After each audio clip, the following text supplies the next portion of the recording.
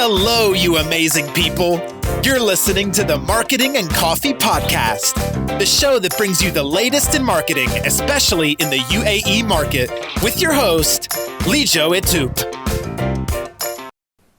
Welcome, Jaya. Jaya is the co-founder and CEO Middle East of Rewardz. They have operations in India, Malaysia, Singapore, and Middle East.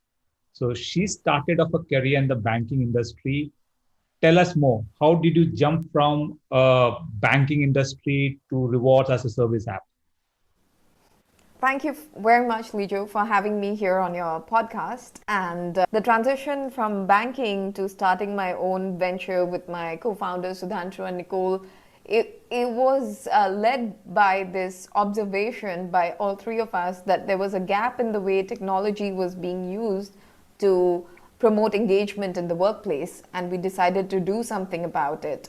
And there were, new concepts of gamification and mobile apps becoming interestingly popular, whereas we were living in an era where we were still using spreadsheets and forms and getting physical gift vouchers for spot rewards. So we decided to do something about it, and we started out Rewardz in Singapore in 2012.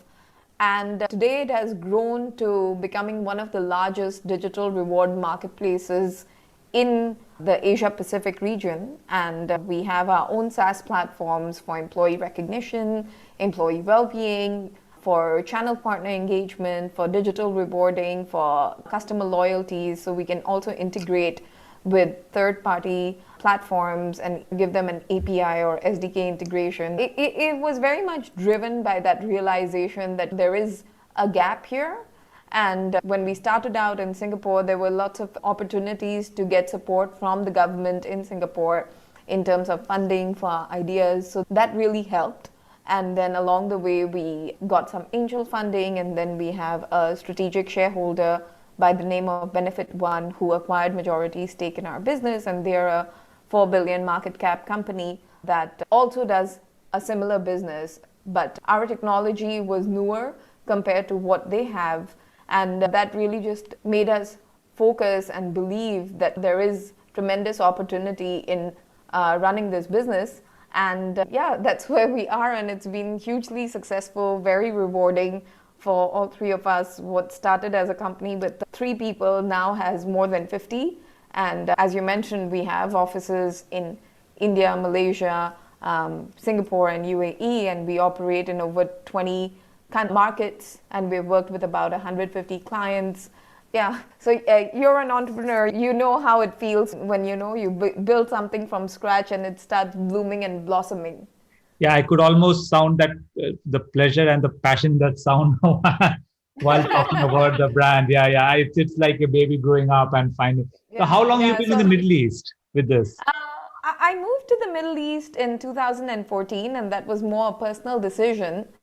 But, and to be honest, I'd never visited the Middle East before moving here. So it was a bit of a shocker. And people who live outside the Middle East can only think about a desert.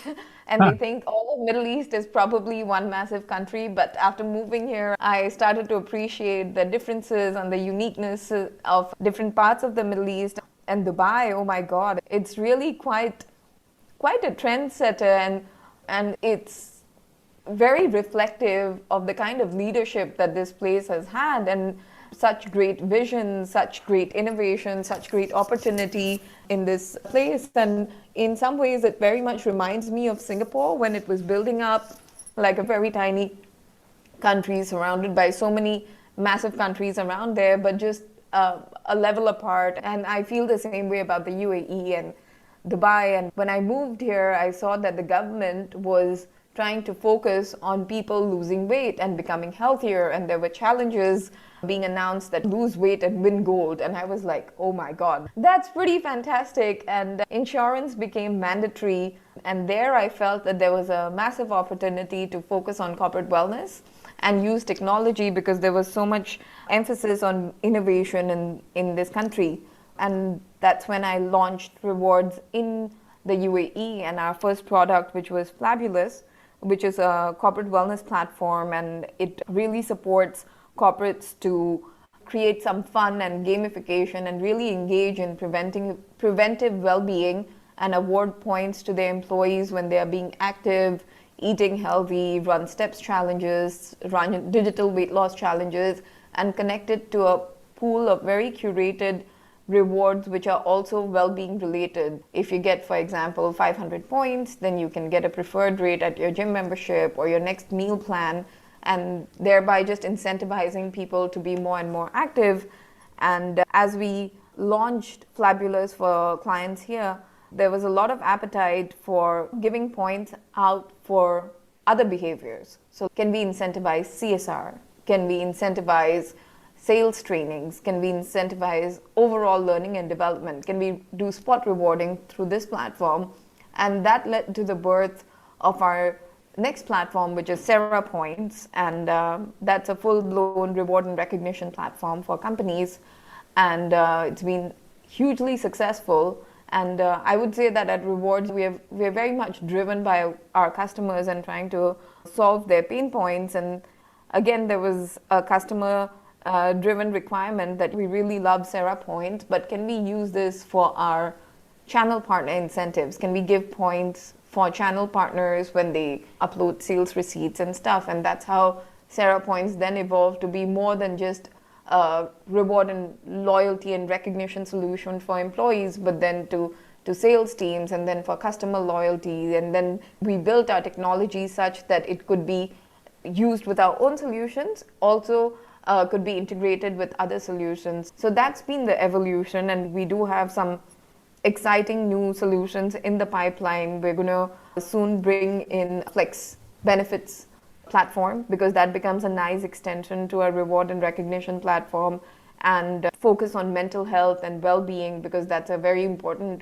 need of the hour, where people are just going through tremendous amount of pressure with COVID. So on the wellness platform, we moved beyond the physical well-being and step tracking. So we added things like sleep tracking, we added food tracking, nutrition tracking on Flabulous, and now we're going to soon launch mental health and well-being. And I find the Middle East, specifically Dubai, to be a very unique and important addition to whatever we are doing in rest of Asia, because it's a market that moves at a faster pace than the rest of Dubai specifically, and then the rest of the Middle East, and you can test your ideas quickly here, you can validate what your consumers are looking for, and then you can expand to the rest of the market. So it's a very important place for businesses to set up and expand into.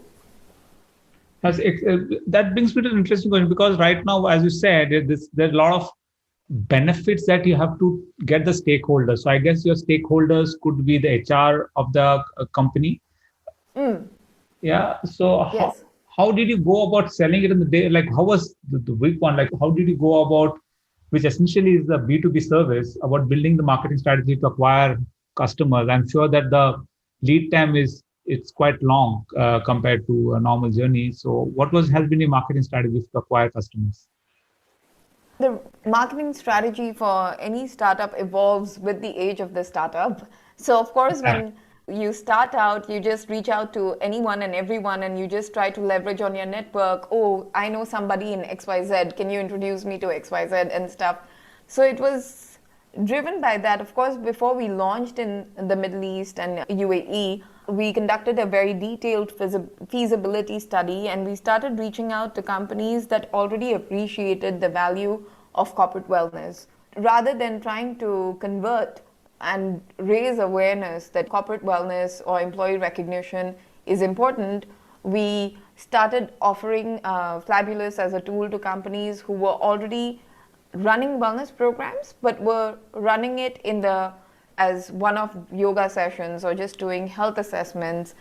And we targeted these companies. So it was a very targeted approach. And we also collaborated with people in the industry, and we focused on building an ecosystem of partners who were complementary to our business. So that could be insurance brokers, it could be corporate wellness companies, it could be other players like gyms, mindfulness companies, healthy nutrition companies, so that we know the industry, we have people who are well-wishers in the industry, and that's how we were placed with a lot of credibility because there was a power in the referral and the word of mouth. So that was the strategy, because when you're starting out in the early days, you don't have big marketing dollars to play with. And it's about how can you be focused and reach the right people in the organization. And now it's evolved significantly from there, where we have a huge chunk of our marketing strategy on the digital presence that we have, a lot of focus on SEO, SEM, content generation, and that's on the inbound side. And we use very sophisticated CRMs to track how our strategies are working out, as well as the outbound, again, remains very targeted in terms of what are the valid use cases of the product that we have built, and where are clients looking for these kind of efficiencies. And then we are very targeted in terms of who we want to reach out to and what conversations we want to have. And LinkedIn plays an important role in it. Events play an important role in it, and the ecosystem plays an important role in it. So I think for companies in the B2B space, it's very important to realize that you're not doing B2C marketing. So you shouldn't get carried away by seeing Instagram feeds of B2C players and seeing that, oh my God, they're making such beautiful advertisements, or they're posting so regularly. Because B2B marketing is very different. It's about connecting with the right individuals and focusing on the value proposition that you're doing, rather than generating awareness, because it's a smaller pool that you're trying to reach out to, and you have to go deeper to make them understand and get that in terms of why you versus someone else. Yeah, I'm quite sure, because I keep telling this to people. Nobody goes, "Oh wow, what a beautiful Instagram post," and let me just do business with them because of this amazing Instagram post. Yeah. And even for a B2B market now, it's become extremely challenging. I feel like Instagram being a differentiator, or for that matter, social media, it's a hygiene now rather than a differentiator. So I guess, Yes. so So digital presence is something that's non-negotiable, right?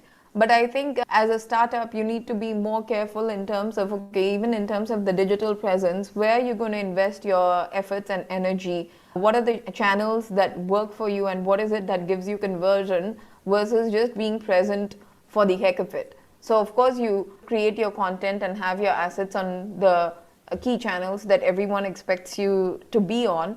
But in terms of dedicating time, you choose one or two and then you focus on them and do them well, trying to do a little bit on every channel. I think that's important. yeah. So, but as you said, LinkedIn has helped you a lot. Okay. So, do you do LinkedIn ads, or it is just from the point of view of just organically reaching out to people? A combination of both. We all know that LinkedIn advertising is the most expensive out of all the social media advertising.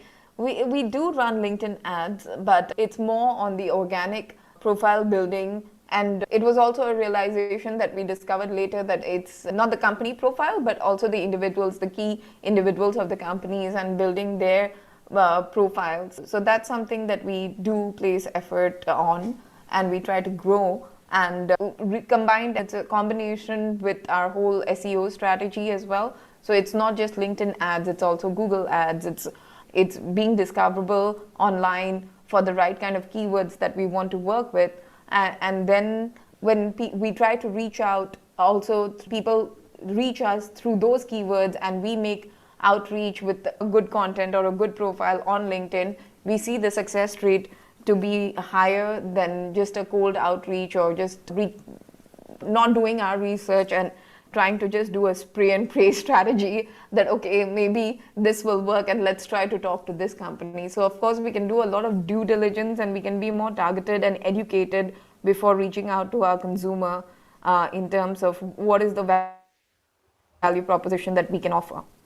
So what percentage of your job goes in terms of educating potential clients? Or is it that the level of awareness is very high, it's just a matter of having the right product at the right place? Or do you think that as a region, education is still of the need of this is still in its infancy, or it's in a mature stage?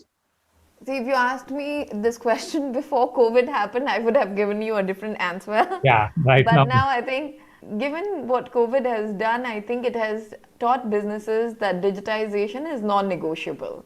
So it's not a good to have, it's a must have. So it's in a way made our job of creating that awareness easier. However, it also comes at a time where companies unfortunately are under tremendous pressure in trying to manage their costs. So the time that is spent today is more on why should I invest on it now and show me the efficiencies.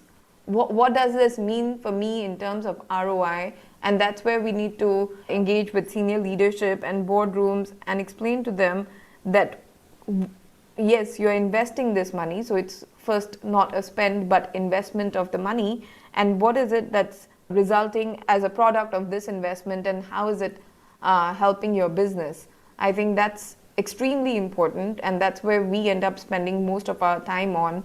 And today, especially being in UAE as a market, the digital savviness is there, the access to data is there, so people are always connected on their mobile phones or Wi-Fi. So our solutions are definitely very accessible, but the question becomes now of why invest this money now versus let's wait for the markets to rebound and business to normalize, and then we can talk about it. And we've definitely seen that there are companies that have been investing in digitization now as part of their transformation or turnaround strategy, because they've realized that they need to be more efficient with their operations and more scalable, and their operations cannot halt when people are not coming into the office. That continuity, the business continuity, is very important, and that's been a benefit for us actually. So the discussions have been more around the ROI, and understanding the needs of various customers, because as much as we have a SaaS solution, we like to listen firsthand from our customers that tell us what is your pain point, and then showcase that this is how our solution can solve and help you reach your business goals, and really showcasing that depth of the understanding and becoming a partner with them in terms of achieving their business objectives. So let me be the devil's advocate here and ask you that how does it help build efficiency? Because that's, I think, as you rightly said, right now everybody is looking at every penny that's being spent. And I guess and especially with so much of job loss, retaining employees and their motivation, or the people are staying back, all those comes into the picture. So Yeah. how do you build efficiency into the employees by using your platform?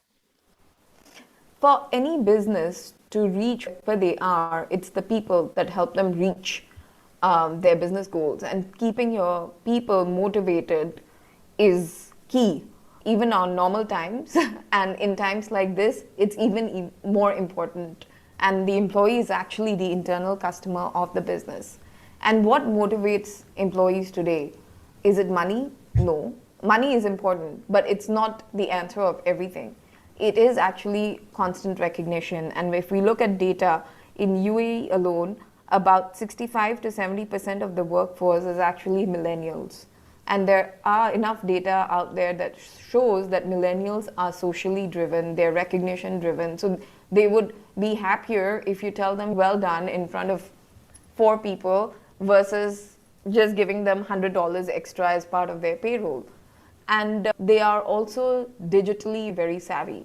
A recognition program where you have nominations, where line managers are nominating and saying that, okay, this person has done very well, and filling up essays and then taking that information to a boardroom or a exco, and then you spend 5-6 hours deliberating, and that meeting itself will take up like almost 20 hours or 30 hours of total time in terms of organizing and people's various time. You can run a social recognition platform where everyone is empowered to recognize on an ongoing basis, peer-based recognition. Everyone feels more empowered, and you get more data points to understand how are your people behaving, who's really being valued, and you get all these powerful insights in terms of what is going on in the business, and you keep everybody motivated. So it's not a case of once in a year or once in a quarter you will say, okay, this is the employee of the month or this is the employee of the quarter, when you've gone through a very rigorous, time-consuming process, which the employee may see that is subject to bias, does not have transparency. Whereas when you're recognizing through a social platform, it's based on everybody's collective feedback. So that brings a very strong sense of satisfaction from the employee and makes employees feel happier and more motivated, which then helps businesses achieve their business goals. So here it's a case of running something traditionally. You will recognize maybe 2 or 3% of your workforce with certain awards, or you run a digital and social recognition program with maybe even just the same reward budget, but you will touch 100% of your workforce and make sure that everyone is recognized, and you can run a combination of monetary and non-monetary recognition program and benefit from so many more data points to understand what's happening in your business and create so many more smiles by making your people feel more appreciated. So now you tell me, what would make sense? Absolutely. But a quick question as a layman, does your costing work as like on a CapEx basis, or is on a subscription basis per user per month, or is it a one-time? It's a subscription basis. It's a one-time is like a setup fee, and then we offer various solutions to our clients where they can do some customization, white labeling and stuff. Then it's a subscription-based model. So it's not even a case that the companies have to invest a lot of money upfront. Yeah, they pay. You pay as you go. So and then we give them. We tell them that it's mandatory that you have to invest in rewards. If you don't want to invest in rewards and you want to run a non-monetary reward and recognition program, that's also fine. So we're giving them a lot of options in terms of what fits and works for their company, and they can run the program the way they want it. So has the approach for your marketing been different for APAC or Mia? I'm sure that because APAC was ahead of the journey and started much later, I'm sure there would be a different approach right now. But is because the way the market was structured, was there a different approach that you had taken for both the markets? Yes, of course. Each market has its own unique challenges and opportunities, right? In our headquarters, like Singapore, we see reward and recognition being a more mature concept. And there, the focus is more on in terms of the operational efficiencies and showing how seamless the features are and how much value it's creating and how much data it's generating for the business. Whereas here, at least before COVID, it was like, okay, why should you transform this recognition program? And how will you derive value? And here we try to talk about employee happiness, because the government launched the happiness and positivity framework, and we're very lucky that we work with one of the top government authorities in digitizing their reward and recognition framework, which is aligned to the happiness and positivity framework. So here it was more about employee happiness, positivity, whereas in Singapore or the more mature market, when it comes to employee well-being and stuff, it's more about the operational efficiency and how seamless, how easy to implement the technology is. So that brings me to the next question is, what are your tips for in the Middle East, especially for somebody who's just started their journey? Because a lot of people are starting a digital journey today as a startup or as a mature business, but starting on a digital journey. So what do you think, what are your top tips that you can give to these people who are just in the B2B space and starting out on their digital marketing journey? That's a very good question. And I think the most important thing I would say is that one must realize very early on that you are B2B and not B2C. So the channels are different. And it's not really about because as a young business owner, you're very passionate and you want to spread the word around about everything that you're doing and tell this is happening and that's happening. And especially in the B2C space, there's a lot of VC money that goes in and people have big marketing dollars. So you also wish that you could create that kind of visibility. But B2B market is unique, and we need to be more targeted, and it's called account-based marketing. So you need to know who is your end customer, and you need to realize what are the segments, what is the persona of that customer that will engage in your services, and you need to be very targeted and very focused and go deep into understanding the pain points of what your customer is experiencing and trying to address that and ensuring that your product maybe not even on day one, but with every day, every launch, every implementation that you do, there should be incremental value for the customer in terms of how it's making their life easier. And that is what you need to focus on showcasing to the customer in terms of a value conversation. So the importance of showing case studies, fast track record, that is very important.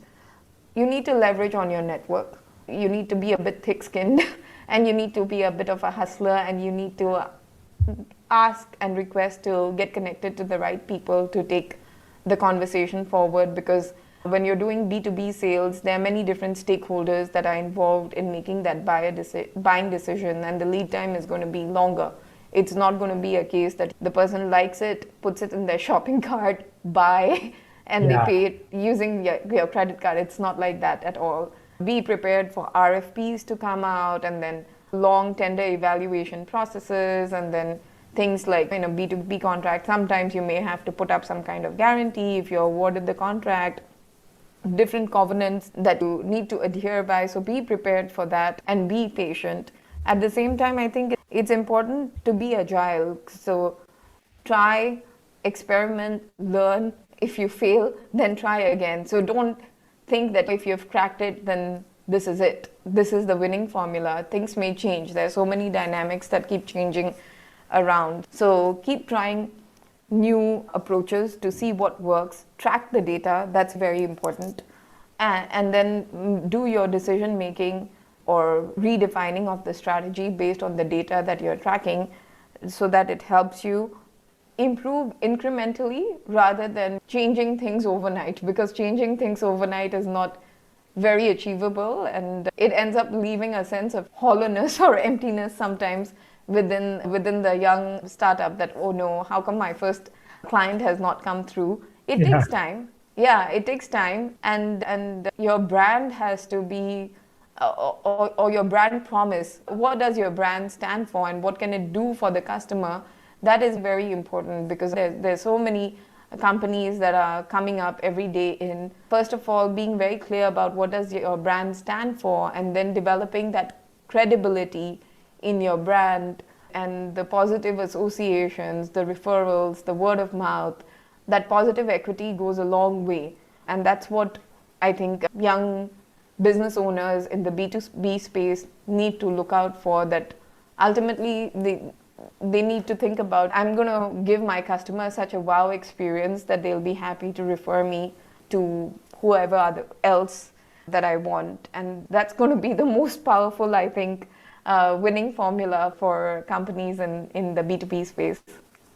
So I guess you guys have done quite well waiting patiently for your first client to this day. The guys and I'm sure that the journey, as they said, my overnight success was a 10-year journey. So I guess so you guys have done. Our first client was Mashreq Bank in 2015, and it was after a lot of follow-ups and some grueling questions as well. And then, of course, when companies, all organizations, when they see that you're a young company and they want to know why you, I think that question, or addressing with confidence that why you, is very important. And then really partnering up with your clients. And luckily for us, Mashreq has stayed with us as a client till today, and every year we do work with them. So keeping those clients satisfied and working along with them is very important. And once you have that happy customer, the word will go out there, and patiently just wait, keep at it, keep building your product, keep connecting with the right people, and it will happen. But be patient, because B2B lead times are long. On that note, thanks a lot, Jaya, for coming on this podcast. A lot of learning, and I'm sure that there are a lot of inspiration for people who are listening into this podcast to start off on their own journey. Thanks a lot for coming. Thank you so much for having me.